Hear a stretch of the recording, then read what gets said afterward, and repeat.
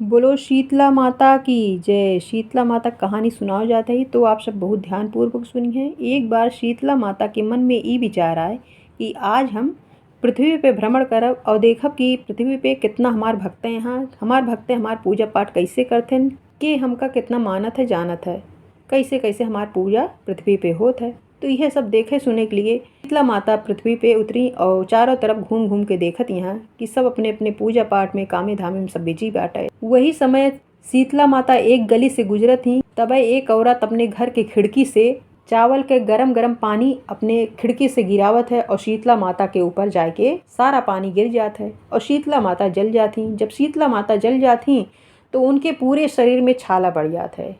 शीतला माता एकदम तड़फड़ाए लागत थी, परेशान हो जाती, उनके पूरे शरीर में छाला छाला चकत्ता चकत्ता हो जाता है। तब शीतला माता वह समय पूरे गांव में घूम घूम के सबसे मदद मांगत थी कि हमार मदद करा।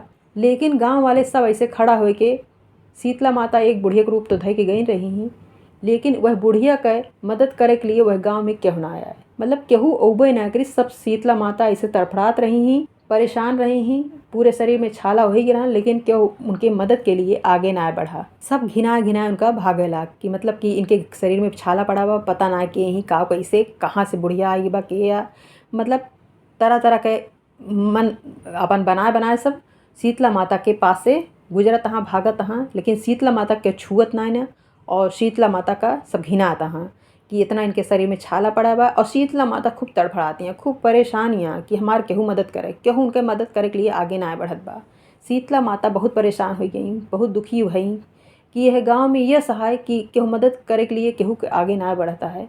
हम इतनी तड़फड़ाते इतना परेशान ही, हमार पूरा शरीर जलता है, पूरे शरीर में छाला छाला हो गया है, लेकिन हमार मदद करे के लिए केहू आवत ना।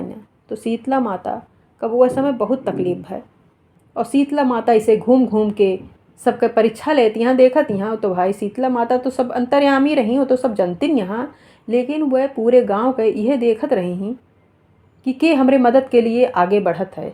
तब देखत यहाँ कि एक गरीब कुम्हार के औरत अपने घर के सामने बैठी रही और शीतला माता बुढ़िया के रूप धरे रही, तड़फड़ात रही और दौड़त दौड़त ऐसे जात रही अपन। तो देखत बे कुम्हार के औरत कि कोनो बुढ़िया ऐसे तड़फड़ात और पूरे शरीर में छाला पड़ा और सबसे मदद मांगत बा, के मदद के लिए दौड़त ना आवत ना उनके पास, सब घिनायक भागत बा उनका देख के। तब कुम्हार के औरत जाए के शीतला माता कैसे चिपकावत थी और कहा थी कि अम्मा आप आवें हमरे घर बैठें।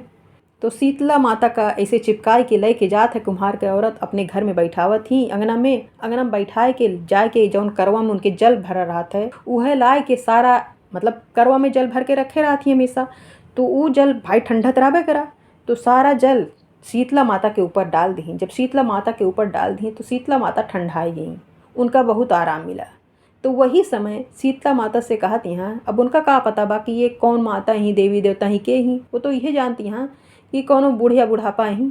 तो कहीं अम्मा हम रबड़ी रखे ही ठंडी ठंडी और दही रखे ही, आप वह खाई तो आपका आराम मिले, कहीं लाओ बिटिया वो खा ली। तो जब रबड़ी खाई और ठंडी ठंडी दही खाई तो उनका और आराम मिला। शीतला माता कुम्हार के औरत के ऊपर बहुत प्रसन्न हो गई, बहुत खुश हो गई, कहीं बिटिया तोहरे ऊपर हम आज बहुत प्रसन्न नहीं, बहुत खुश रही। तो कुम्हार की औरत प्रसन्न हो गई, खुश हो गई। उनके मन में ये आए कि चला बुढ़ापा मन ही रही हैं, इनका आराम मिला, खुश यहाँ देखा। तो शीतला माता उनका परीक्षा ले के लिए उनसे कहती हैं कि बिटिया हमरे मुड़े में बहुत जुआ पड़ी है बाटे और तनी निकाल दे तू। तो वह घिनानी ना, वे कुछ ना कहीं कुम्हार की औरत कहीं अच्छा अम्मा।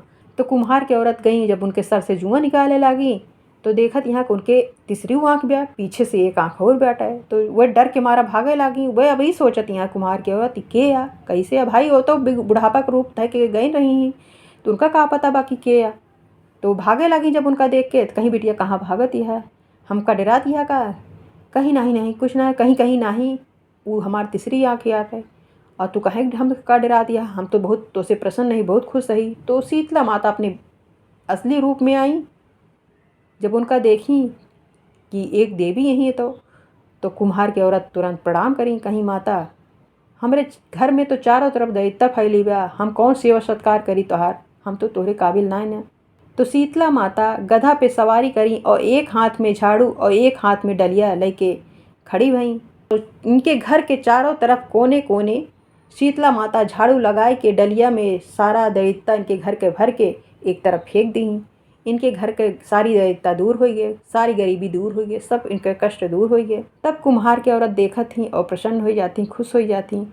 तो शीतला माता कहा थी, बिटिया जौन तुहरे करवा में जल भरा है, सारा जल उठाए के अपने घर पे छिड़क दे, काहे से कि कल सुबह पूरे गांव में आग लग जाए लेकिन तोहार घर बच जाए।